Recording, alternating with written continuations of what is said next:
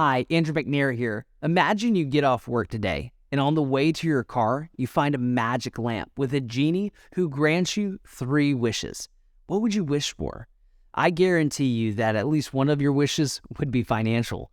A bank account balance with unending zeros at the end. All your debt paid off with a snap of a finger. Or maybe your dream salary so you're set for life. It's easy to daydream, to equate wealth with happiness and security. But it's not uncommon to hear on the news about the latest Hollywood star, professional athlete, or lottery winner who goes bankrupt. And they make more money in 1 year than any of us will ever see in an entire lifetime. The reality is that wealth often harms more than it helps. So why is that? Because the heart twists God's good blessings into idols. The Bible has a lot of warnings about making wealth the ultimate pursuit of your life. And it may be strange to hear this from a financial advisor or a hedge fund manager like myself sit here and tell you that you should not be wealthy. My opinion is wealth is not a number or net worth statement, but it's a mentality. Whether I have a 7-figure, 8-figure, or 9-figure net worth, I never want to be wealthy. Instead, I want to be a steward that money passes through. As a wealth manager, I think wealth is a wonderful blessing if used properly. See, wealth can be a lot like manure. It can be pushed into one pile, and it doesn't really do anything for anybody. It just becomes this stinking heap. But instead, if you take the fertilizer and spread it out, wealth can help create fertile soil. It helps the gospel spread to the ends of the earth. That is what wealth can do if it has proper stewardship at the helm. So how do you move from this mentality of pursuing wealth to seeing yourself as a steward?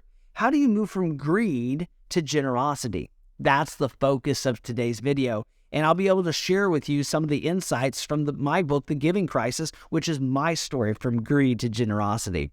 First, be aware of the dangers of hoarding wealth instead of giving it away.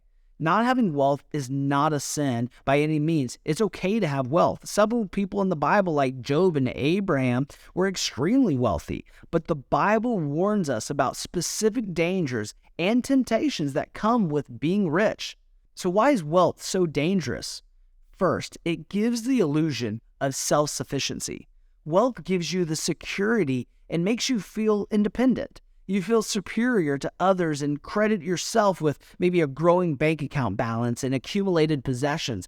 But the Bible warns us about this. After wandering for 40 years in the wilderness, the Israelites were finally going to enter the promised land. And in the desert, they needed God day by day to provide food in the form of manna that fell from the sky each day, and the Lord was their provision.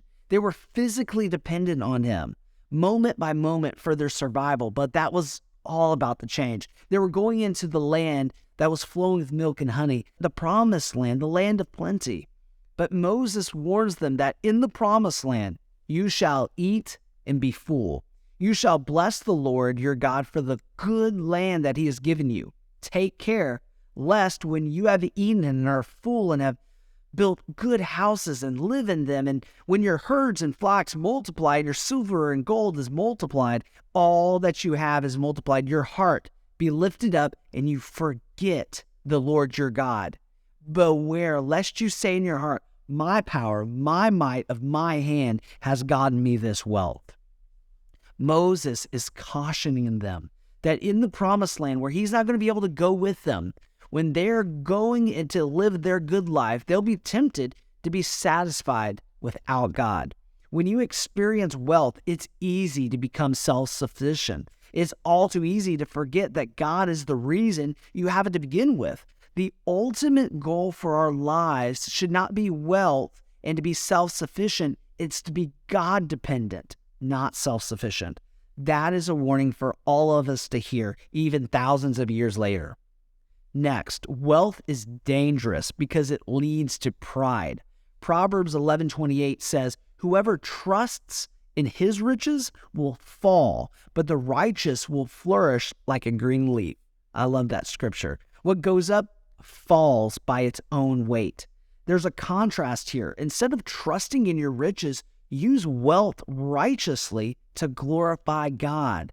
1 Timothy 6:17, Paul warns, as for the rich in this present age, charge them not to be haughty, nor set their hopes on the uncertainty of riches, but on God, who richly provides us with everything to enjoy. Don't fall for the trap of looking at wealth from the world's perspective as the be-all and end-all. Don't put your hope in your bank account balance. God is the richest being in the universe. Put your hope in Him. Put your trust in Him. He's given what you needed all the way up to this point, but it's also for a purpose He's given you this wealth. Instead of pursuing more wealth as your ultimate goal, be a steward that wealth passes through. Stewardship is seeing everything you have as God's, not yours, on loan. You are managing it for His glory. Being a good steward means being a wise financial manager of God's funds that He has entrusted to you. Use those funds resourcefully to provide for you and your family's needs, but be diligent to save for the future. But at the end of the day, it's to give, and give that we have wealth. This starts with tithing. That's where we begin. This is the foundation of generosity. Tithing is acknowledging all that God has given to you, and in response, giving the best back to Him.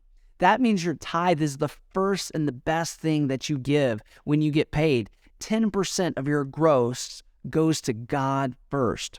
Now, once you've started tithing, make generosity a habit. Don't stop there for you and your family. As my income grew, we grew it from 10% to 50% that we give away. And some families I know set aside an amount just like we do exclusively to give to other ministries. This is a great way to also get your kids involved. Get them a part of where you're giving to so that they can understand and see generosity. Model generosity. Invite them to participate with you in creative ways to make a difference. Maybe there's a struggling family who needs a meal, or a relief organization that needs funds to help clean up after a natural disaster. The possibilities are endless after we start seeing our wealth as something that passes through us, not something we hoard. Another proverb says, one gives freely, yet grows all the richer. Another withholds what he should and only suffers want. The irony of this verse is that you are more blessed by giving away what you have, living with an open hand, than hoarding it and holding it in a tightly clenched fist. Greed closes your eyes and your ears to the needs of others, and it turns your gaze from outward to inward. It doesn't have to be this way. To be a good steward, you can freely give and actually receive more from the Father. Maybe not financially, but a closer walk with Him. To recap, be on guard against the temptations that come with being wealthy. To avoid them, focus on wise stewardship and giving rather than gaining. Remember, don't seek to be wealthy. Instead, work hard, manage wisely what God has given you, and be a steward that money passes through. I leave you with one final thought. If you're already wealthy, congratulations, well done. But I want to challenge you personally to take your wealth and use it and exponentially leverage it for the kingdom, for the Lord, to utilize give strategies that I talk about in my channel. If you're far from being wealthy, don't lose hope. Don't forget that Jesus took 12 poor, unassuming, and few formally educated disciples and flipped the world upside down with the gospel. We both have a responsibility with our wealth. Thanks for watching. If you like this video, click subscribe to check out our other videos on our channel, but also be sure to pick up my story in the giving crisis to go see how I went from greedy to generous by going to richyoungpowerful.com/book. That's richyoungpowerful.com/book. Until next time, remember to invest your life into something that will outlive it. Now that's living to give.